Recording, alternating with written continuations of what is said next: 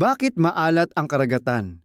Ilang taon pagkatapos likhain ang mundo, ay may nabuhay na isang matangkad na higante na ang pangalan ay Angalo, ang nag-iisang anak ng Diyos ng gusali. Si Angalo ay isang palaboy at mahilig sa trabaho. Siya ay nanirahan sa kabundukan, kung saan naghukay siya ng maraming kuweba. Ang mga kuwebang ito ay kanyang pinrotektahan mula sa patuloy na galit ni Angin, ang diyosa ng hangin, sa pamamagitan ng mga bangin at matitibay na puno. Isang maaliwalas na umaga, habang umaakyat si Angalo sa kanyang pinakamatayog na kuweba, namataan niya ang karagatan. Ang karagatan noon ay dalisay. Ang tubig nito ay ang naipong luha ng mga bigong diyosa, isang magandang dalaga. Suminyas siya sa kanya at iwinagayway ang kanyang itim na panyo, kaya tumawid si Angalo sa kanya sa tubig. Ang malalalim na kuweba sa karagatan ang kanyang mga bakas ng paa. Ang magandang dalagang ito ay si Sipgnet, ang diyosa ng dilim.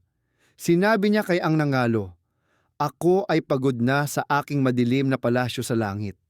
Ikaw ay isang mahusay na tagapagtayo. Ang gusto kong gawin mo para sa akin ay magtayo ng isang malaking mansyon sa lugar na ito. Ang mansyon na ito ay dapat nagawa sa mga laryo na kasing puti ng niyebe." Ang Angalo ay hindi makahanap ng anumang mga brick na kasing puti ng niyebe. Ang tanging puti noon ay asin.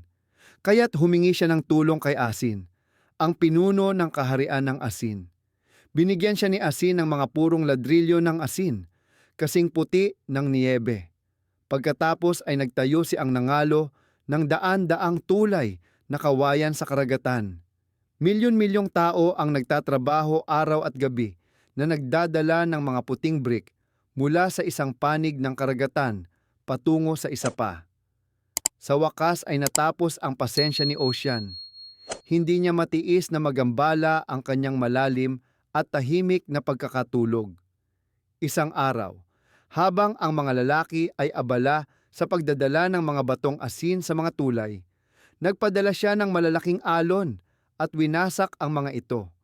Ang mga tagadala ng ladrilyo at ang kanilang pasanin ay ibinaon sa kanyang malalim na dibdib. Sa paglipas ng panahon, ang asin ay natunaw at ngayon ang karagatan ay maalat.